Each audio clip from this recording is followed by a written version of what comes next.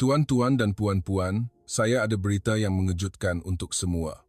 Tahukah anda bahawa terdapat seramai 50 orang dari kelas pertengahan Jepun yang secara senyap-senyap berhijrah ke Malaysia? Ini adalah satu fenomena yang menakjubkan yang mana kerajaan Jepun sendiri pun tidak menyedarinya. Jadi, apakah kebenaran di sebalik perkara ini? Selamat sejahtera, nama saya Sato Kenichiro. Saya telah bekerja sebagai ejen hartanah di Tokyo selama 30 tahun. Tahun ini, saya berumur 52 tahun. Sepanjang kerjaya saya yang panjang, saya telah membantu ramai pelanggan berpindah rumah dan menukar tempat tinggal. Tetapi kisah yang saya temui secara kebetulan tahun lalu masih membuatkan saya rasa tidak percaya sehingga kini. Syarikat hartanah saya di Tokyo mempunyai reputasi yang agak baik. Kebanyakan pelanggan saya adalah dari golongan kelas pertengahan. Mereka biasanya ingin berpindah ke pinggir bandar Tokyo atau mencari tempat tinggal dengan keadaan yang lebih baik. Walau bagaimanapun, sejak musim luruh tahun lalu, keadaan mula berubah secara aneh. Pada mulanya, saya tidak begitu mengambil berat tentang perkara ini. Hanya seorang atau dua pelanggan yang datang bertanya tentang hartanah di Malaysia. Saya fikir mungkin mereka kerap melakukan perjalanan perniagaan atau ingin mencari peluang pelaburan, tetapi permintaan yang serupa semakin meningkat.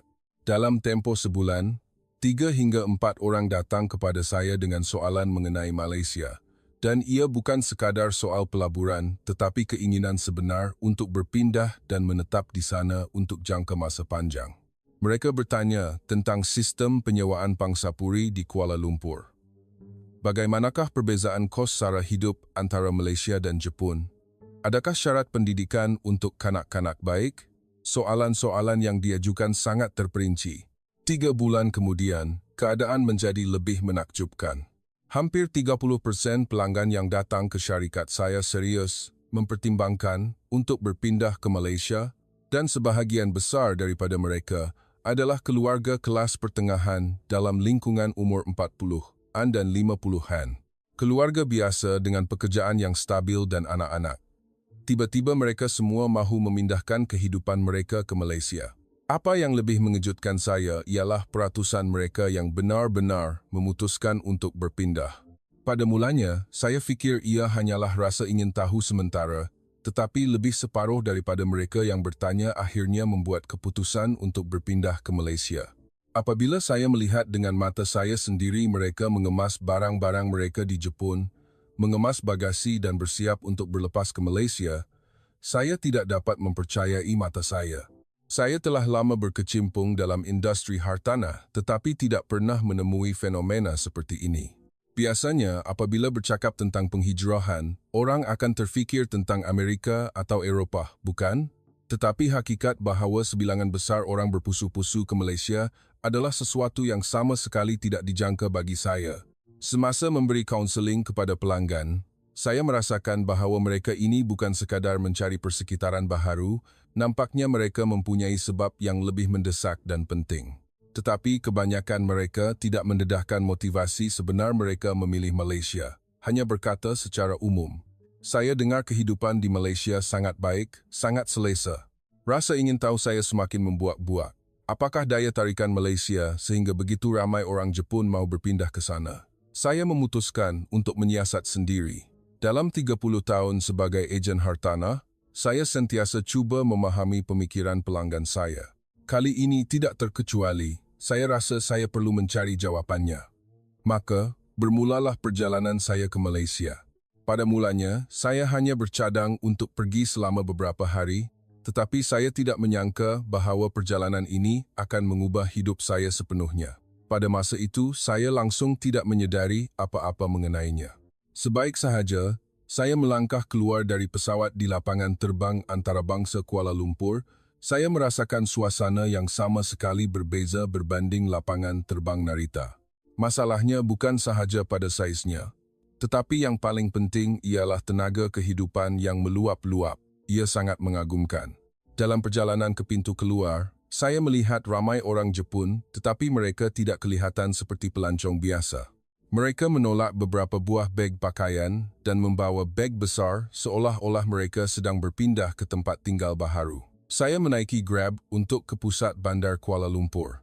Melihat melalui tingkap kereta, saya mengalami kejutan pertama.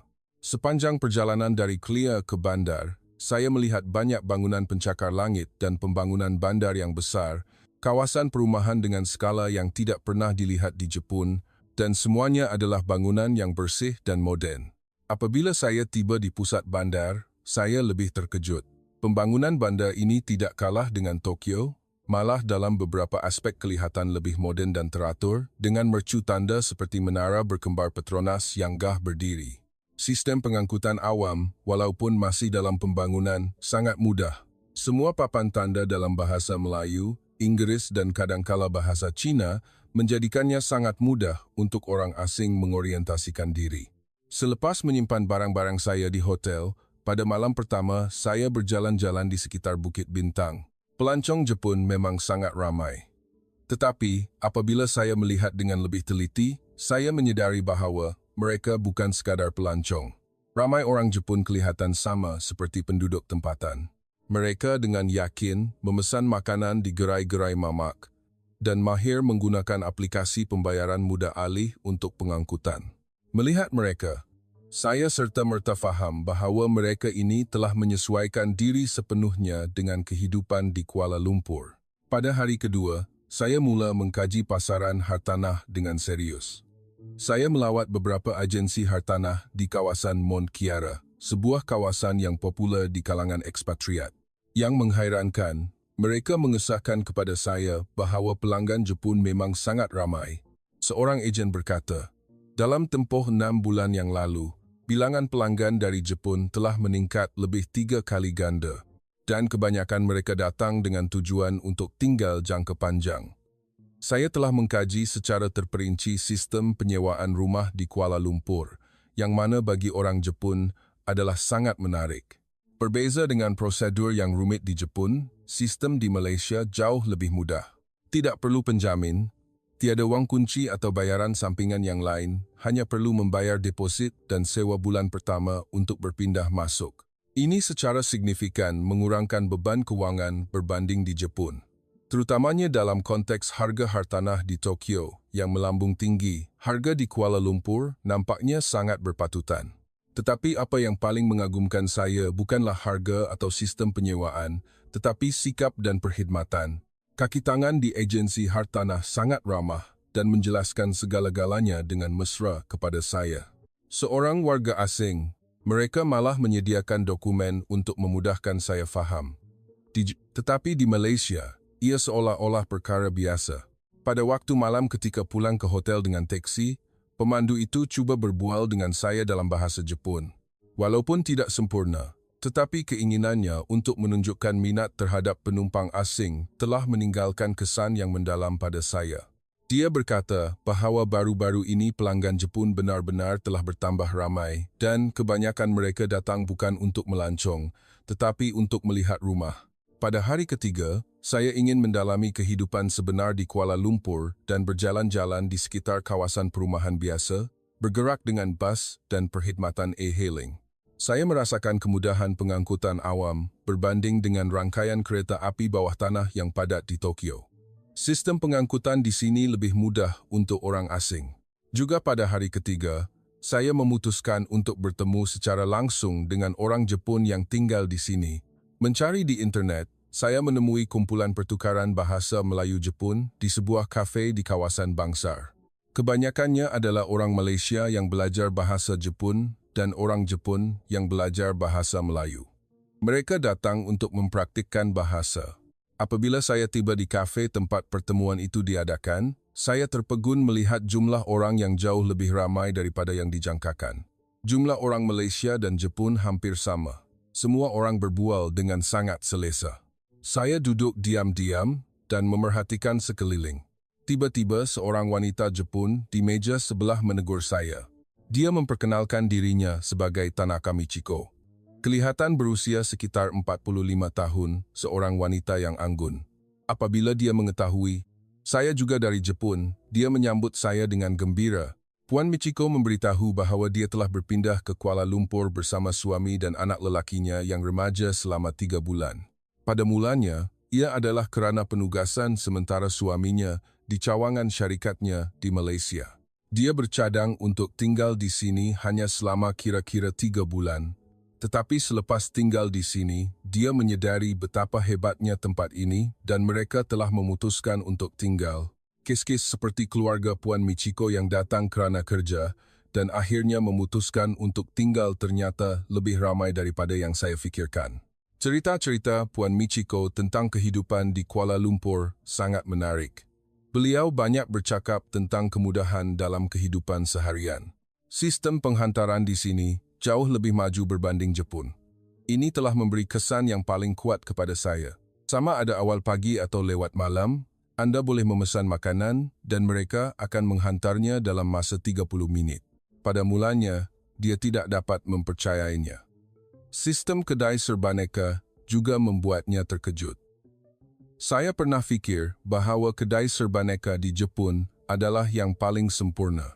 Tetapi di kedai-kedai di Malaysia, Anda boleh menghantar bungkusan, membayar bil utiliti dan juga melakukan beberapa transaksi perbankan. Sungguh menakjubkan.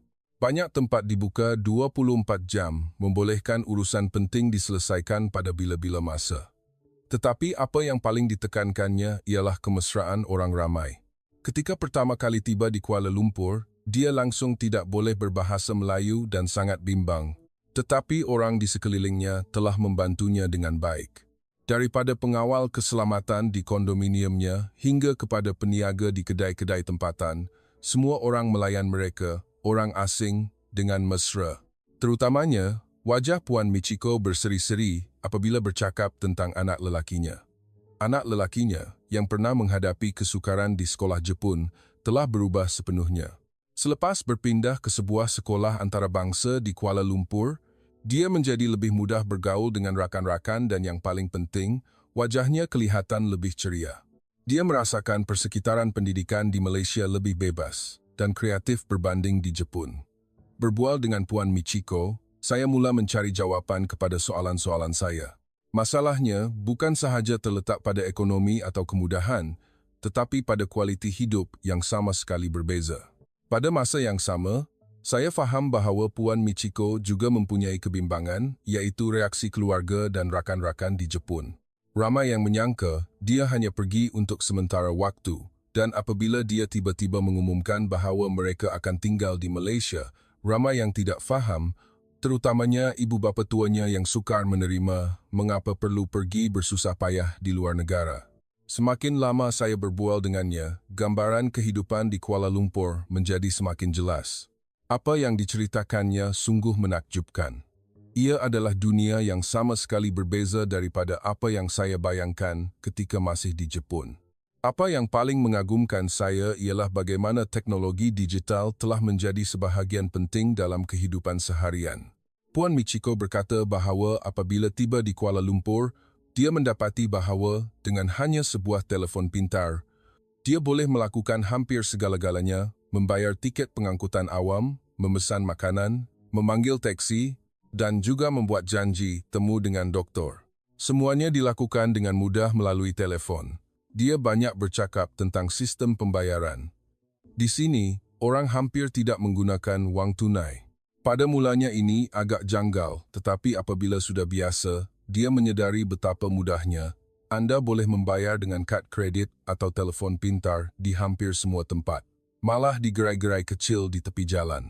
Pembayaran elektronik juga adalah perkara biasa. Ini sama sekali berbeza dengan Jepun. Sistem penjagaan kesihatan juga sangat menarik. Apabila anak lelakinya demam, mereka pergi ke sebuah klinik swasta. Rawatannya sangat cepat dan berkesan, malah lebih baik daripada di Jepun. Membuat janji temu sangat mudah, hampir tidak perlu menunggu. Dan yang paling penting, kaki tangan perubatan sangat baik terhadap mereka, orang asing. Persekitaran pendidikan lebih mengagumkan lagi. Di sekolah anak lelakinya, terdapat banyak aktiviti kreatif. Di Jepun, tumpuan utama adalah pada pembelajaran hafalan. Manakala di sini, kanak-kanak mempunyai lebih banyak peluang untuk berbincang dan membuat pembentangan. Suasana di mana kanak-kanak boleh menyuarakan pendapat mereka dengan bebas telah membuatnya sangat gembira. Tetapi apa yang paling mengagumkan saya ialah suasana umum dalam masyarakat. Puan Michiko berkata bahawa rakyat Malaysia sangat terbuka dan bersemangat terhadap segala yang baharu. Walaupun pada usia pertengahan, ramai yang masih bersedia untuk mencuba perkara baharu. Di sini terdapat suasana di mana orang tidak takut akan kegagalan. Di Jepun, budaya mencari kestabilan sangat kuat. Manakala di Malaysia, perubahan dan cabaran diterima secara positif. Beliau juga banyak bercerita tentang kehidupan budaya. Kuala Lumpur mempunyai banyak tempat kebudayaan yang pelbagai dan kebanyakannya pada harga yang berpatutan, panggung wayang, teater, muzium di mana-mana sahaja. Syarat untuk menikmati budaya sangat hebat, terutamanya tempat-tempat seperti taman-taman awam seperti KLCC Park atau Taman Tasik Titiwangsa, di mana semua orang boleh berehat secara percuma pada bila-bila masa. Budaya makanan juga tidak boleh diabaikan. Pada mulanya dia bimbang makanan Malaysia akan terlalu berminyak, tetapi selepas mencubanya, dia mendapati terdapat banyak hidangan yang sihat dan lazat seperti nasi lemak, laksa dan sate. Dia sangat menyukai tradisi nasi campur, di mana dalam satu hidangan boleh mendapatkan set nutrisi yang seimbang. Berbeza dengan budaya pemakanan Jepun, Puan Michiko juga bercerita tentang musim di Malaysia. Walaupun tidak ada perubahan 4 musim yang ketara seperti di Jepun, setiap masa dalam setahun mempunyai daya tarikannya yang tersendiri. Anak lelakinya sangat menyukai suasana perayaan seperti Hari Raya Aidilfitri dan Tahun Baru Cina yang meriah atau perayaan Deepavali yang berwarna-warni. Peluang untuk menikmati suasana yang berbeza sepanjang tahun menjadikan kehidupan lebih bersemangat. Tetapi apa yang paling ditekankannya ialah hubungan sesama manusia. Setiap hari dia merasakan kebaikan dan kemesraan rakyat Malaysia. Apabila menghadapi kesukaran, orang sekeliling sentiasa bersedia membantu tanpa membezakan kerana dia adalah orang asing. Ini sangat menyentuh hatinya. Di Jepun sangat sukar untuk membina hubungan yang mendalam dengan jiran. Manakala di Malaysia, semangat kejiranan timbul secara semula jadi. Walau bagaimanapun, Puan Michiko juga mempunyai kebimbangan yang serius. Keluarga dan rakan-rakan di Jepun tidak memahami perubahan ini. Terutamanya ibu bapa mertuanya yang terus bertanya mengapa meninggalkan Jepun yang makmur untuk pergi bersusah payah di luar negara. Suaminya sendiri pada mulanya juga ragu-ragu tentang kehidupan di Kuala Lumpur. Walaupun sekarang pandangannya telah banyak berubah, dia masih belum pasti tentang rancangan jangka panjang. Selepas mendengar cerita terperinci tentang kehidupan di sini, saya mula berfikir secara serius tentang masa depan saya sendiri. Selepas 30 tahun bekerja di satu tempat di Jepun, kadang-kadang saya merasakan kehidupan telah menemui jalan buntu, kerja yang berulang-ulang, masa depan yang kabur dan tidak menentu. Tetapi orang-orang yang saya temui di Kuala Lumpur, tanpa mengira usia, bersedia untuk menghadapi cabaran baharu. Gambaran itu telah memberi kesan yang mendalam kepada saya. Keesokan harinya, saya terus meneroka kawasan-kawasan lain di Kuala Lumpur. Saya menaiki motosikal ke kawasan Damansara dan pusat bandar baharu di sekitar TRX. Saya mendapati bahawa ini bukan sahaja kawasan perumahan, tetapi juga tempat dengan infrastruktur komersial yang maju. Di mana-mana terdapat kafe, restoran, dan kedai-kedai kecil yang unik dan harganya juga sangat berpatutan. Semasa berjalan-jalan di sekitar TRX, saya bertemu seorang lagi warga Jepun, seorang lelaki berusia sekitar 50 tahun yang sedang tenang membaca buku di sebuah kafe. Saya memberanikan diri dan menghampirinya. Dia memperkenalkan dirinya sebagai Yamada Koji dari Yokohama dan telah tinggal di Kuala Lumpur selama 8 bulan. Pada mulanya, dia datang ke sini kerana kerja tetapi sekarang telah memutuskan untuk tinggal untuk jangka masa panjang. Kata-kata Encik Yamada semakin mengejutkan saya. Dia berkata bahawa persekitaran kerja di Malaysia sama sekali berbeza dengan Jepun. Di Jepun, semakin anda tua, semakin sukar untuk mencuba sesuatu yang baharu. Manakala di Malaysia, jika anda mempunyai keupayaan, usia bukanlah masalah besar. Terutamanya dalam bidang kreatif, Malaysia lebih terbuka dan bebas. Encik Yamada juga menambah bahawa sikap kerja rakyat Malaysia sangat positif. Walaupun ada masalah, mereka bersama-sama secara aktif mencari penyelesaian. Tidak ada budaya menyalahkan tetapi ada budaya kerjasama. Ini sangat berbeza dengan sikap konservatif di Jepun. Mengenai kos sara hidup, Encik Yamada telah memberi saya banyak maklumat berguna. Walaupun sewa rumah di Kuala Lumpur tidak murah, ia masih lebih rendah daripada Tokyo dan perbezaan harga makanan sangat besar. Jika makan di luar, kos di sini hanya kira-kira separuh berbanding Tokyo. Dia sangat memuji kedai-kedai makanan tempatan yang murah dan sedap. Encik Yamada membawa saya ke sebuah pasar tempatan. Di sana, saya benar-benar merasakan keikhlasan rakyat Malaysia. Walaupun saya tidak boleh berbahasa Melayu, para peniaga tetap ramah menggunakan isyarat untuk berkomunikasi dengan saya. Beberapa orang malah cuba menyebut perkataan Jepun yang mudah. Kemesraan itu sangat menyentuh hati saya. Di pasar, Encik Yamada mengenali ramai peniaga. Jelas sekali dia telah berintegrasi sepenuhnya ke dalam kehidupan tempatan. Dia berkata bahawa pada mulanya dia juga bimbang, tetapi rakyat Malaysia ternyata sangat baik hati. Walaupun anda tidak memahami antara satu sama lain, mereka sentiasa cuba untuk memahami dan membantu. Pada sebelah petang, Encik Yamada menjemput saya ke syarikatnya. Ia adalah sebuah syarikat reka bentuk dengan kira-kira 20 orang pekerja, tetapi suasananya sama sekali berbeza dengan syarikat Jepun. Semua orang bebas menyuarakan pendapat, tidak ada sistem hierarki yang tegar, malah pekerja muda boleh secara terus terang mengemukakan idea mereka kepada atasan. Encik Yamada berkata bahawa budaya syarikat yang terbuka seperti itu membuatnya berasa sangat selesa. Di Jepun, kerana sistem senioriti, sangat sukar untuk menyuarakan pendapat yang berbeza. Manakala di sini, nilai idea lebih penting daripada jawatan orang yang bercakap. Pada waktu malam, Encik Yamada menjemput saya ke restoran kegemarannya. Ia seperti sebuah izakaya Jepun, tetapi tidak sepenuhnya. Di sini menyajikan hidangan Malaysia, Jepun, dan juga hidangan gabungan. Pelanggannya sangat pelbagai, orang Malaysia, Jepun dan juga warga negara lain. Di restoran ini, saya berkenalan dengan beberapa orang Jepun lain yang tinggal di Malaysia. Antara mereka, ada seorang guru bahasa Jepun di universiti, seorang pekerja yang bekerja untuk syarikat Malaysia, dan seorang pemilik kedai.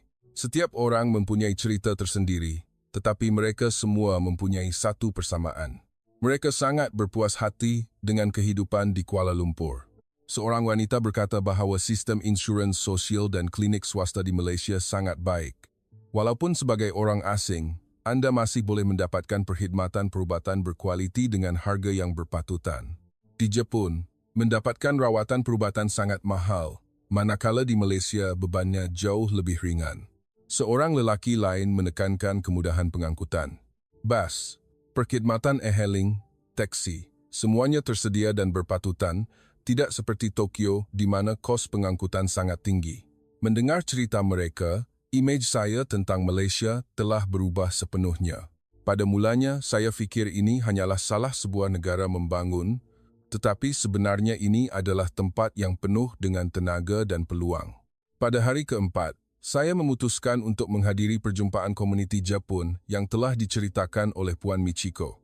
Acara itu diadakan di sebuah pusat kebudayaan, tidak jauh dari pusat bandar.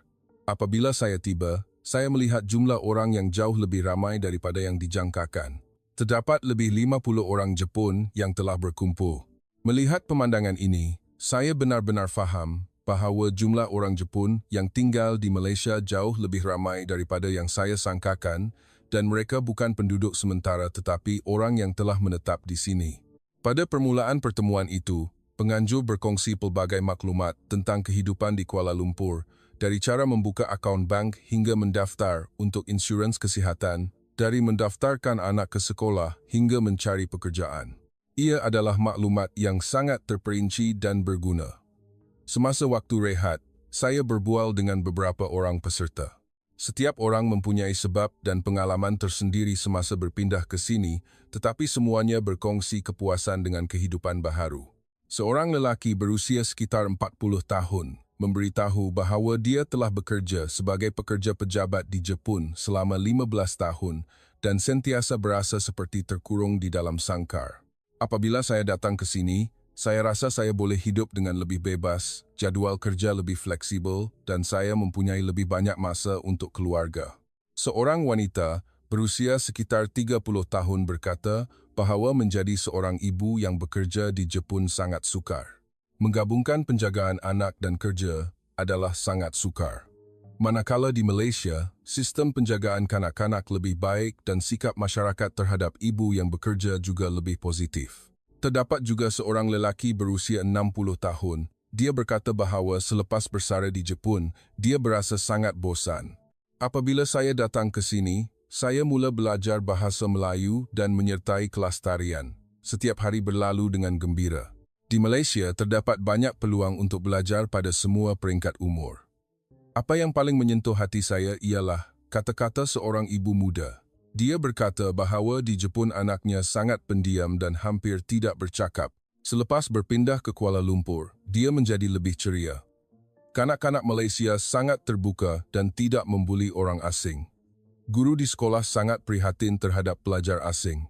Seorang bapa lain menceritakan bahawa anaknya mula belajar bahasa Melayu di sini dan sekarang bercakap lebih fasih daripada ibu bapanya.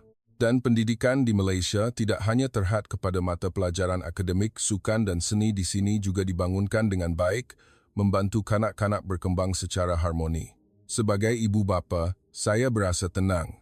Walau bagaimanapun, ada juga yang bercakap tentang kesukaran. Halangan bahasa adalah masalah terbesar, terutamanya di pejabat pentadbiran atau hospital apabila komunikasi yang tepat diperlukan.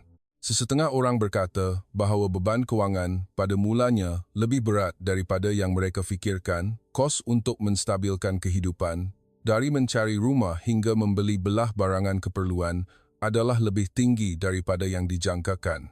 Perbezaan budaya juga memerlukan penyesuaian. Orang Malaysia cenderung untuk menyatakan pendapat secara lebih terus terang. Mereka yang biasa dengan cara komunikasi tidak langsung orang Jepun mungkin berasa tidak selesa pada mulanya. Tetapi di sebalik semua kesukaran ini, kebanyakan orang berkata bahawa mereka tidak mahu kembali ke Jepun kerana kualiti hidup dan kepuasan yang mereka terima di Malaysia jauh lebih tinggi. Selepas pertemuan itu, Puan Michiko menjemput saya ke rumahnya. Dia mahu saya melihat bagaimana kehidupan sebenar di Kuala Lumpur. Rumahnya adalah sebuah apartmen 3 bilik tidur di sebuah kondominium yang baik. Walaupun tidak terlalu besar, tetapi sangat cerah dan selesa. Dari balkoni boleh melihat pemandangan bandar yang indah pada waktu malam. Di rumah ada suami dan anak lelakinya. Suaminya bernama Tanaka Hiroichi. Dia bekerja di cawangan Malaysia, sebuah syarikat Jepun. Anak lelakinya bernama Tanaka Sota, seorang pelajar. Sota sangat fasih berbahasa Melayu. Apabila dia bercakap dengan saya hampir tidak faham apa-apa. Puan Michiko berkata bahawa ketika mereka baru tiba, Sota langsung tidak tahu berbahasa Melayu, tetapi hanya dalam beberapa bulan telah menunjukkan kemajuan yang begitu pesat.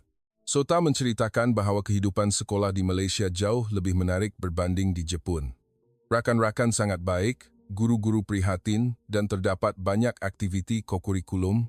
Pada masa ini, dia sedang belajar bermain gitar dan menyertai kelab bola keranjang. Encik Hiroichi berkata bahawa persekitaran kerja di Malaysia telah membantunya mencari semula kegembiraan dalam pekerjaan. Di Jepun, setiap hari adalah rutin. Manakala di sini, saya boleh mencadangkan idea-idea baharu dan syarikat mendengarnya. Saya rasa pendapat saya dihormati. Untuk makan malam, keluarga Tanaka menghidangkan saya pelbagai hidangan Malaysia yang pelbagai, nasi lemak, laksa, sate, roti canai. Semuanya sangat lazat dan telah mengubah sepenuhnya tanggapan saya tentang masakan Malaysia. Puan Michiko berkata bahawa pada mulanya dia bimbang makanan akan terlalu berempah. Tetapi sebenarnya masakan Malaysia sangat seimbang, banyak sayur-sayuran, daging, ikan, berkhasiat dan tidak sepedas yang disangkanya. Selepas makan malam, Encik Hiroichi membawa saya berjalan-jalan di Kuala Lumpur pada waktu malam penuh dengan kehidupan. Kedai-kedai terang benderang. Di taman-taman terdapat ramai orang bersenam, ada yang berlatih tai chi, ada yang menari aerobik. Suasana malam yang meriah seperti itu sangat sukar ditemui di Jepun. Encik Hiroichi berkata, orang Malaysia benar-benar tahu bagaimana untuk menikmati kehidupan. Selepas kerja, mereka bertemu rakan-rakan atau mengejar hobi dan tidak hanya bimbang tentang kerja seperti orang Jepun. Mereka tahu bagaimana untuk mengimbangi antara kerja dan kehidupan dengan lebih baik. Apabila kami pulang ke rumah, Kami terus berbual hingga larut malam. Sota berkata bahawa dia telah memutuskan untuk mengambil peperiksaan kemasukan ke sebuah universiti di Malaysia. Kualiti pendidikan di universiti-universiti Malaysia adalah tinggi, yuran pengajian lebih rendah daripada di Jepun. Dan selepas tamat pengajian, terdapat banyak peluang pekerjaan. Puan Michiko berkata, apabila melihat anaknya mempunyai matlamat yang jelas seperti itu, dia berasa sangat tenang. Di Jepun, Sota tidak tahu apa yang dia mahu pada masa hadapan. Manakala di sini, di Malaysia, nampaknya dia telah menemui jalannya. Bagi pihaknya, Encik Hiroichi berkongsi bahawa dia sedang mempertimbangkan untuk menubuhkan syarikatnya sendiri di Malaysia. Persekitaran untuk syarikat pemula di sini lebih baik daripada di Jepun. Kerajaan menyokong syarikat pemula dan jika gagal, masyarakat tidak akan menghakimi anda. Budaya yang membolehkan anda tersandung dan bangkit semula sekali lagi sangat menarik bagi saya. Mendengar cerita keluarga ini, saya merasakan dengan mendalam bahawa Malaysia benar-benar mempunyai daya tarikan yang istimewa. Ia bukan sahaja tentang keselesaan atau kosara hidup yang rendah. Ia adalah sebuah masyarakat yang memberikan harapan dan tenaga kehidupan. Hari kelima adalah hari terakhir saya di Kuala Lumpur. Saya memutuskan untuk merayau-rayau seorang diri di bandar untuk merasai sepenuhnya suasananya. Pada waktu pagi saya melawat Masjid Negara. Saya bukan seorang yang beragama, tetapi suasana di Kuil Tian Ho yang berdekatan sungguh khusyuk dan damai. Saya melihat ramai penduduk tempatan berdoa dan ia membolehkan saya menyentuh jiwa rakyat Malaysia. Kemudian saya pergi membeli belah di sebuah pusat membeli belah besar. Tempat ini mengingatkan saya kepada kawasan Ginza di Tokyo. Ramai orang muda, suasana budaya moden. Tetapi berbeza dengan Ginza, di sini masih terpelihara banyak unsur tradisional. Ia adalah gabungan harmoni antara lama dan baharu. Pada sebelah petang saya melawat Muzium Negara. Keindahan dan keagungan sejarah Malaysia telah membuatkan saya terpegun. Kedalaman dan keluasan budaya Malaysia sungguh menakjubkan. Pada waktu malam, saya menaiki feri di Sungai Klang untuk melihat matahari terbenam. Pemandangan dari sungai sungguh indah. Di tebing sungai terdapat ramai pasangan dan keluarga berjalan-jalan. Suasana yang damai membuatkan saya berasa santai. Saya telah mencuba makanan jalanan yang lazat di sebuah pasar malam. Hidangan-hidangan popular ini membolehkan saya merasai gaya hidup rakyat Malaysia. Bahan-bahan ringkas yang disediakan dengan sepenuh hati, murah tetapi sangat lazat. Malam itu, saya kembali ke pusat bandar. Ini adalah hub pengangkutan bandar. Sangat sesak tetapi semuanya teratur, tidak ada perasaan sesak seperti di stesen Tokyo. Wajah orang ramai kelihatan lebih santai. Pada malam terakhir, apabila kembali ke bilik hotel, saya merenung semua yang telah saya alami dalam beberapa hari yang lalu. Walaupun hanya 5 hari yang singkat, saya sangat terkesan. Malaysia ternyata tempat yang jauh lebih menawan daripada yang saya bayangkan.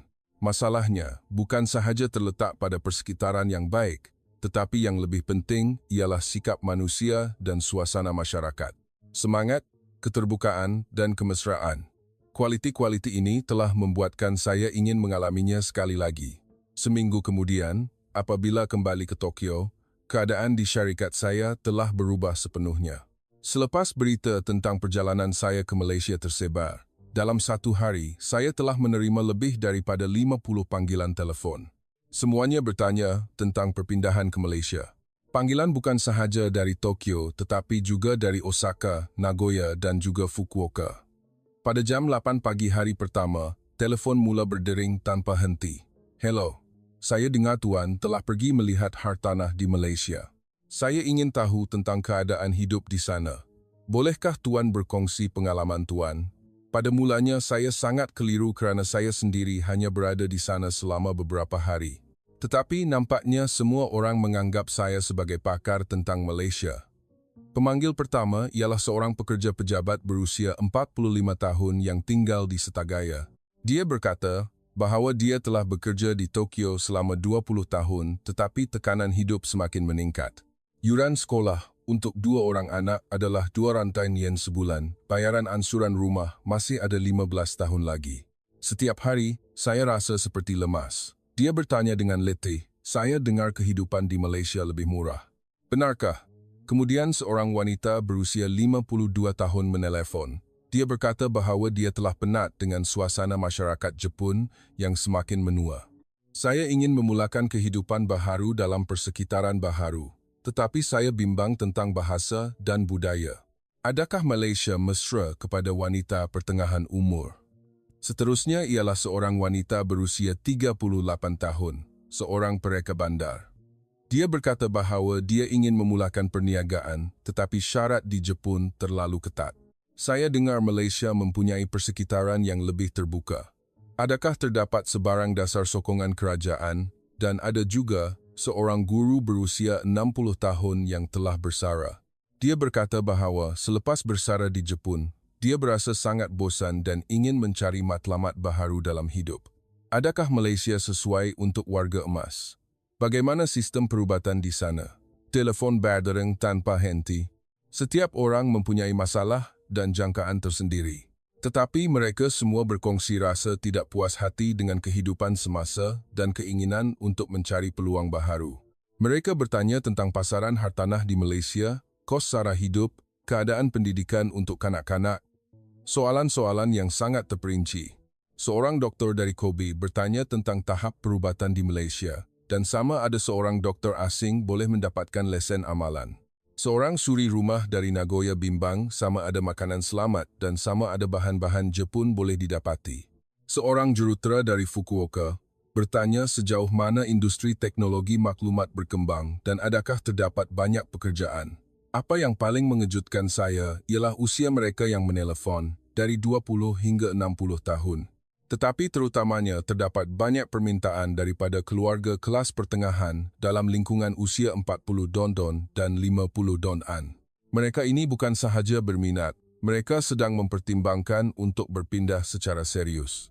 Lelaki berusia 45 tahun yang telah bekerja di Tokyo selama 20 tahun. Menceritakan bahawa kerana yuran sekolah untuk 2 orang anak dan bayaran ansuran rumah, dia berasa sangat terbeban. Perbelanjaan wajib sahaja sudah mencecah 500,000 yen sebulan. Dia mengira 100,000 untuk kelas tambahan, 200,000 untuk pinjaman rumah, 200,000 untuk kos sara hidup, hampir tiada wang simpanan, tiada kegembiraan dari berehat. Saya dengar dengan jumlah wang yang sama di Malaysia, boleh mendapat kualiti hidup yang lebih baik, jadi saya sangat berminat. Seorang wanita berusia 50 tahun yang lain menangis di telefon, saya sudah terlalu penat dengan kehidupan di Jepun. Setiap hari hanya kerja rumah dan menjaga ibu bapa. Tiada masa untuk diri sendiri, tiada impian. Apabila berjumpa rakan-rakan, semua orang hanya mengeluh. Saya ingin mencari inspirasi. Dalam kehidupan baharu, dalam persekitaran baharu, terdapat juga seorang pekerja pejabat muda berusia 28 tahun. Dia berkata bahawa dia tidak melihat masa depan di Jepun. Gaji tidak meningkat, waktu kerja semakin panjang, harga rumah terlalu tinggi sehingga tidak mampu dibeli, perkahwinan semakin sukar. Saya ingin mencuba nasib di Malaysia. Apabila jumlah permintaan semakin meningkat, saya merasakan tekanan. Saya perlu memberikan maklumat yang lebih tepat. Saya mula mengkaji pasaran hartanah Malaysia secara terperinci, mencari maklumat di internet, menghubungi ejen-ejen di Malaysia. Saya telah menghabiskan berjam-jam untuk mengkaji setiap aspek kehidupan di sana.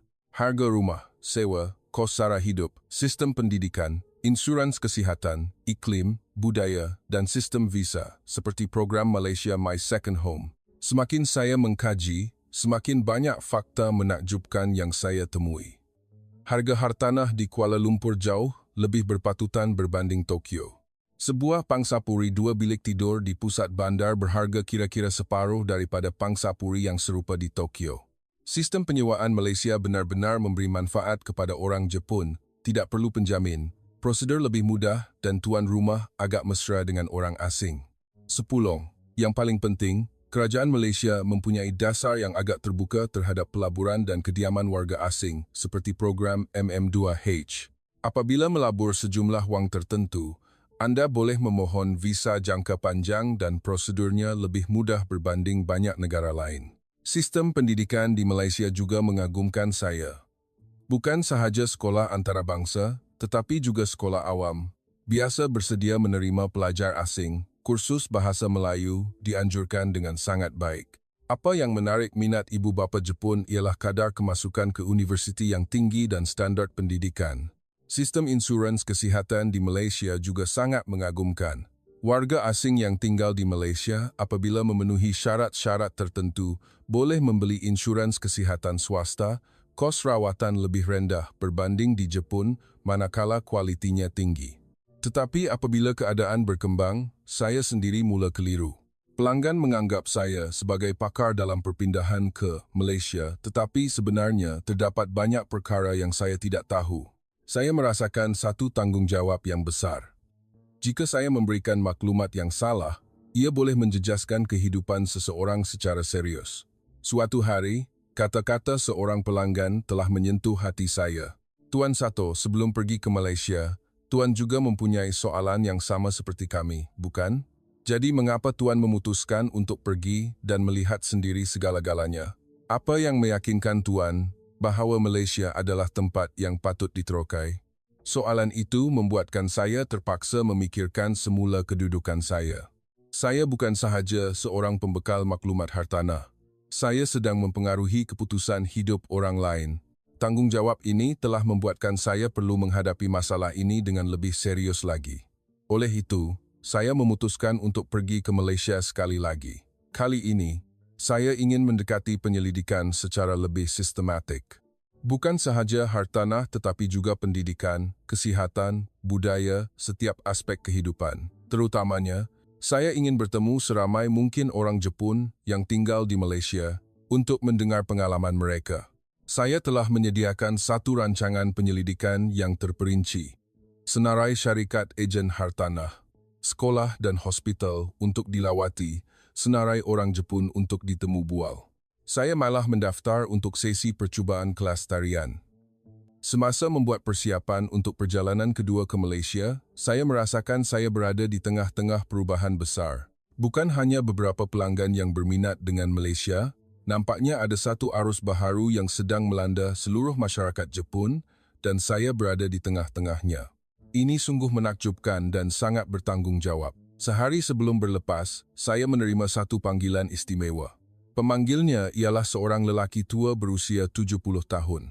Dia berkata bahawa dia telah melihat berita tentang gelombang orang Jepun yang berpindah ke Malaysia dan ingin tahu sama ada tempat itu sesuai untuk warga emas.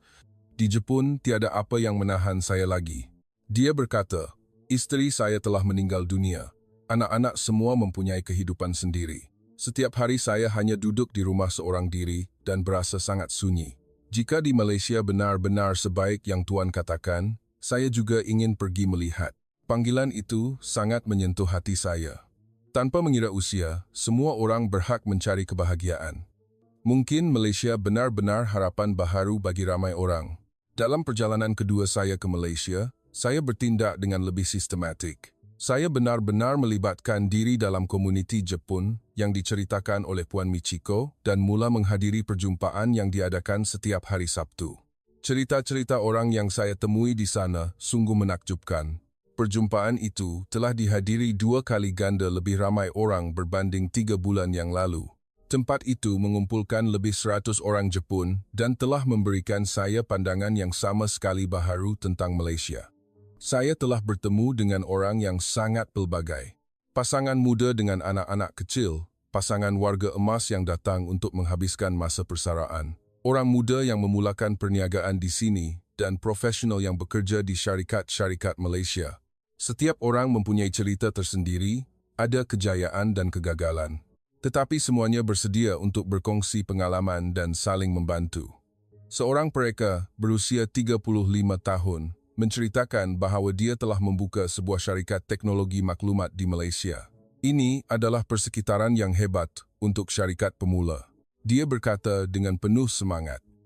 Kerajaan menyediakan pelbagai sokongan dan rakyat Malaysia bersedia untuk mencuba perkara baharu. Seorang guru berusia 60 tahun yang telah bersara berkongsi bahawa di Malaysia dia telah mula belajar bahasa Cina. Selepas bersara di Jepun, saya berasa sangat bosan. Dia berkata, manakala di sini, saya telah menemui matlamat baharu dalam hidup. Setiap hari berlalu dengan gembira. Seorang suri rumah berusia 40 tahun menceritakan bahawa anak-anaknya telah menyesuaikan diri dengan baik di sekolah di Malaysia. Di Jepun, mereka sangat tertekan. Manakala di sini, pendidikan bertujuan untuk pembangunan yang harmoni. Sekarang anak-anak sangat gembira. Sebab-sebab mereka ini memilih Malaysia lebih mendalam dan pelbagai daripada yang saya sangkakan. Ia bukan sahaja pertimbangan ekonomi atau kemudahan. Saya sering mendengar perkataan seperti impian dan cabaran. Di Jepun, semakin tua, semakin sukar untuk mencuba sesuatu yang baharu. Selepas usia 40 tahun, perkara yang paling penting ialah menjaga kestabilan. Memulakan perniagaan baharu atau menukar laluan kerjaya adalah hampir mustahil, tetapi di Malaysia, suasananya sama sekali berbeza. Tanpa mengira usia, ramai yang telah memulakan perniagaan. Jika gagal, ada peluang untuk bangkit semula. Dalam masyarakat wujud satu budaya yang menerima perubahan dan inovasi secara positif. Seorang lelaki yang telah bekerja selama 15 tahun di sebuah syarikat di Jepun telah berhenti kerja pada usia 45 tahun dan membuka sebuah kafe kecil di Malaysia. Di Jepun, itu tidak dapat dibayangkan. Dia berkata, tetapi di sini, rakan-rakan sangat menyokong saya. Malah pelanggan juga membantu mempromosikan. Pada mulanya sangat sukar kerana bahasa dan perbezaan budaya, tetapi sekarang saya hidup sangat gembira. Setiap hari membawa cabaran dan kegembiraan baharu. Satu perasaan yang saya sudah tidak ada di Jepun. Selepas mendengar banyak cerita, saya mula melihat masa depan saya dengan cara yang baharu. Mungkin Malaysia juga merupakan peluang baharu dalam hidup saya. Bukan sahaja kemajuan dalam kerjaya, tetapi satu definisi semula kehidupan itu sendiri. Cerita-cerita wanita juga sangat mengagumkan. Di Jepun, selepas berkahwin dan melahirkan anak, sangat sukar untuk kembali ke masyarakat. Manakala di Malaysia, sistem sokongan untuk ibu yang bekerja lebih baik, tadika dan sekolah berkualiti baik dan yang paling penting, sikap masyarakat terhadap ibu yang bekerja lebih positif. Mengenai pendidikan, saya telah menemui fakta-fakta yang lebih mengejutkan. Sistem pendidikan di Malaysia lebih pelbagai dan kreatif berbanding di Jepun. Walaupun terdapat salah tanggapan tentang persaingan sengit untuk masuk ke universiti, sebenarnya seni dan kemahiran tambahan di sini juga dibangunkan dengan baik. Kanak-kanak mempunyai banyak peluang untuk mencari dan mengembangkan bakat mereka. Sistem pendidikan sepanjang hayat di Malaysia sangat mengagumkan. Tanpa mengira usia, sentiasa ada peluang untuk belajar sesuatu yang baharu dari pusat pendidikan lanjutan di universiti. Hingga ke pusat kebudayaan tempatan, peluang pembelajaran sangat pelbagai. Tetapi semua orang ini berkongsi kebimbangan yang sama. Hubungan dengan keluarga yang tinggal di Jepun, terutamanya generasi ibu bapa, sangat sukar untuk memahami perubahan ini. Mengapa meninggalkan Jepun yang stabil untuk pergi bersusah payah di luar negara? Adakah terdapat masalah dengan pelajaran anak-anak? Dan banyak lagi kebimbangan lain. Melalui pertemuan dalam komuniti, saya telah berkenalan dengan ramai orang Jepun dan memahami masalah sebenar yang mereka hadapi. Walaupun berpuas hati dengan kehidupan di Malaysia, terdapat juga pelbagai kesukaran. Masalah terbesar ialah halangan bahasa. Dalam kehidupan seharian, tidak ada masalah yang serius, tetapi dalam urusan pentadbiran yang rumit atau semasa mendapatkan rawatan perubatan, kesukaran dirasai dengan jelas. Terutamanya dalam urusan yang berkaitan dengan sekolah anak-anak atau mesyuarat ibu bapa. Apabila komunikasi yang tepat diperlukan, batasan kemahiran bahasa dirasai dengan jelas. Dari segi ekonomi juga tidak mudah. Kos penstabilan kehidupan pada mulanya lebih tinggi daripada yang dijangkakan. Daripada deposit sewa rumah hingga membeli belah barangan keperluan dan peralatan sekolah untuk anak-anak memerlukan lebih banyak wang daripada yang dianggarkan. Terutamanya bagi mereka yang mempunyai pendapatan yang stabil di Jepun, mencari pekerjaan baharu di Malaysia bukanlah perkara yang mudah. Puan Michiko juga mempunyai kebimbangan yang sama. Suaminya bekerja untuk sebuah syarikat Malaysia, tetapi tiada jaminan bahawa dalam jangka masa panjang mereka dapat mengekalkan pendapatan yang stabil seperti di Jepun, terutamanya apabila anak-anak perlu masuk universiti. Masalah yuran pengajian memerlukan pemikiran yang serius. Bantahan keluarga juga menimbulkan tekanan yang besar. Ibu bapa di Jepun terus menggesa mereka untuk pulang. Rakan-rakan bertanya mengapa mereka pergi bersusah payah di luar negara, terutamanya semasa cuti perayaan atau acara keluarga. Isu ini sering dibangkitkan, mewujudkan perasaan yang berat. Tetapi di sebalik semua halangan ini, kebanyakan orang berkata bahawa mereka tidak mahu meninggalkan kehidupan di Malaysia. Kerana kualiti hidup dan kepuasan yang mereka terima di sini jauh lebih tinggi berbanding di Jepun, terutamanya ibu bapa. Apabila melihat perubahan anak-anak mereka, mereka menjadi lebih yakin. Seorang kanak-kanak yang pernah pendiam dan kurang bercakap di Jepun menjadi ceria dan aktif di Malaysia. Terdapat banyak cerita seperti itu. Mendapat pengalaman yang pelbagai dalam persekitaran baharu. Memerhatikan pertumbuhan anak-anak, semua itu telah membantu mereka mengatasi segala kesukaran. Seorang ibu berkata bahawa anak lelakinya mula belajar taekwondo di Malaysia dan menjadi lebih yakin. Hubungan dengan rakan-rakan juga bertambah baik. Di Jepun selain kelas tambahan, dia tidak mempunyai peluang untuk melakukan apa-apa lagi. Manakala di Malaysia terdapat banyak kelab dan pasukan. Seorang bapa lain menceritakan bahawa anak perempuannya mula serius mengejar seni di Malaysia. Di Jepun, seni dianggap sebagai hobi. Manakala di sini, pendidikan seni lebih sistematik dan profesional. Melihat anak perempuannya menemui bakatnya dan membina impian adalah satu kebanggaan yang besar. Mendengar cerita-cerita ini, saya banyak berfikir. Bukan sahaja sebagai seorang ejen hartanah yang memberikan maklumat kepada pelanggan, saya merasakan saya mempunyai pengaruh yang besar terhadap keputusan hidup mereka ini. Dan saya sendiri mula serius mempertimbangkan kehidupan di Malaysia. Selepas 30 tahun bekerja di satu tempat di Jepun, kadang-kadang saya merasakan kehidupan telah menemui jalan buntu, kerja yang berulang-ulang dan masa depan yang kabur tidak menentu. Tetapi orang-orang yang saya temui di Malaysia tanpa mengira usia, bersedia untuk menghadapi cabaran baharu. Gambaran itu sangat mengagumkan. Sejak hari itu, 6 bulan telah berlalu, akhirnya saya telah membuka sebuah syarikat hartanah kecil di Kuala Lumpur. Pada mulanya saya fikir akan bekerja di kedua-dua bandar, berulang-alik antara Jepun dan Malaysia. Tetapi masa saya di Kuala Lumpur semakin banyak. Sampai satu ketika, saya menyedari bahawa di sini saya berasa lebih baik. Perniagaan hartanah di Malaysia berbeza dengan di Jepun. Hubungan dengan pelanggan lebih rapat dan peribadi. Ia bukan sahaja tentang jual-beli, tetapi perasaan seperti anda bersimpati dengan seseorang, membincangkan kehidupan dan impian mereka. Terutamanya dengan mereka yang datang dari Jepun, kami mempunyai pengalaman yang sama dan boleh berbual dengan sangat terus terang. Dalam 6 bulan yang lalu, saya telah membantu lebih 30 keluarga Jepun menstabilkan kehidupan di Malaysia. Setiap keluarga mempunyai cerita dan keperluan tersendiri. Ada seorang ibu tunggal yang membawa 2 orang anaknya. Di Jepun, tekanan dari kerja dan membesarkan anak-anak telah mendorongnya ke had.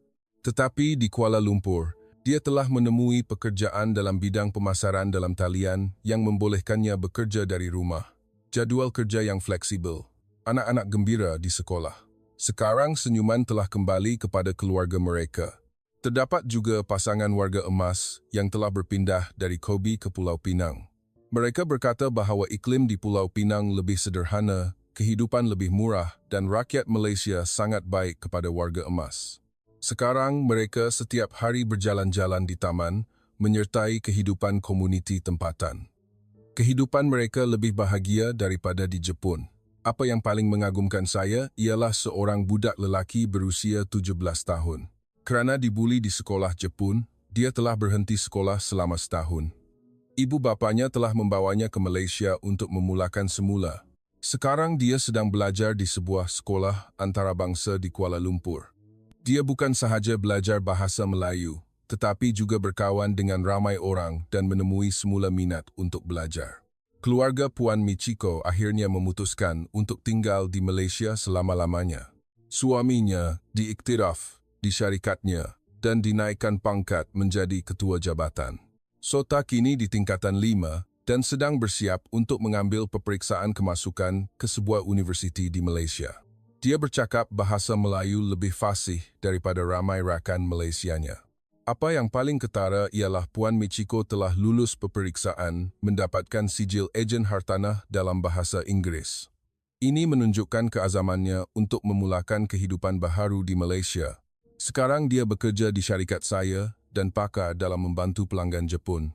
Sebagai seorang yang mempunyai pengalaman yang sama, dia membantu orang Jepun lain dengan cara yang hebat.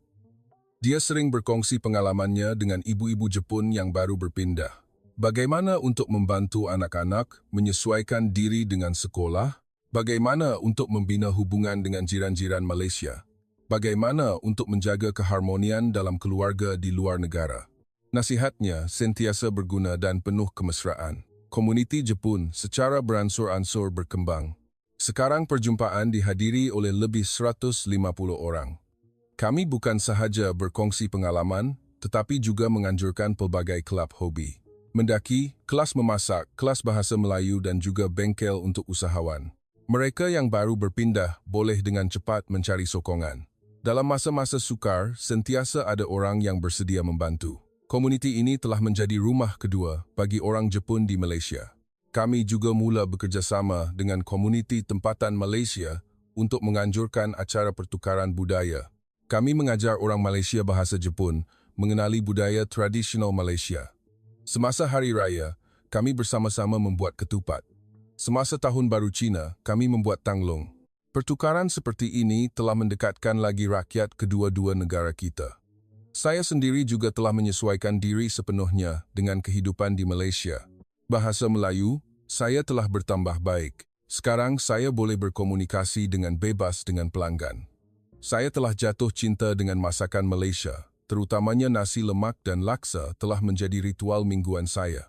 Perkara yang paling penting, setiap hari saya berasa segar, penuh dengan tenaga.